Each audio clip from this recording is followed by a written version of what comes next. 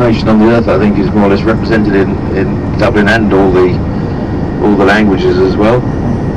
And this has been reflected these days in the schools. I mean, the schools here, one of these positive primary schools, is the multitude of languages. But young children, being what they are, they tend to pick up the language quite well. So it's what I was going to say about Leinster House, the Houses of Parliament. When Lord Leinster built that, there was nothing over here, but and of course society sort of said to Lord Leinster, why on earth have you built over there, basically here on the south side where there isn't anything? You know, all the action is over on our side of the river.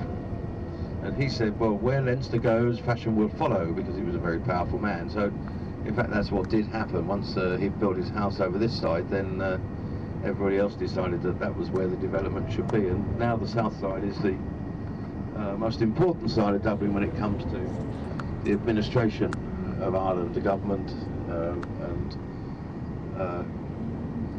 all other things associated with that. Now this is Stephen's Green, and we're just going around the northeast corner of Stephen's Green. On the left you've got a monument to Wolfe Tone. He led a rebellion in 1798, a failed rebellion in 1796,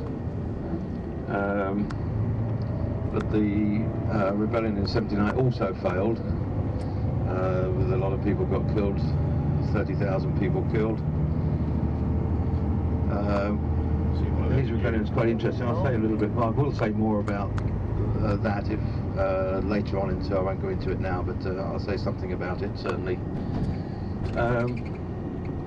Now Stephen's Green is when you get fed up with the madding crowd in the city centre, that you can come up to Stephen's Green, and it's got gardens and water features and peace and quiet, relatively so, and certainly it's a little haven of nature in the centre of Dublin. Over on the left you can see the building with the flowers over there, the white building, glass building. That's the Stephen's Green shopping centre. And that's at the top of Grafton Street, which is a well-known shopping area.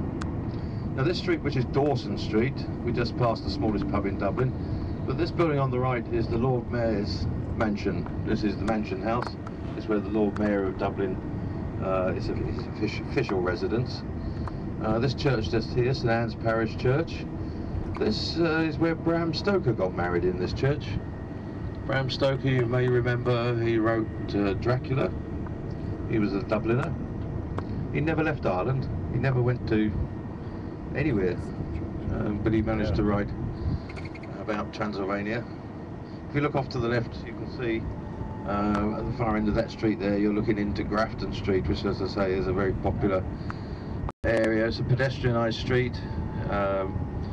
There's pretty good shopping there, sort of, and in the streets around it.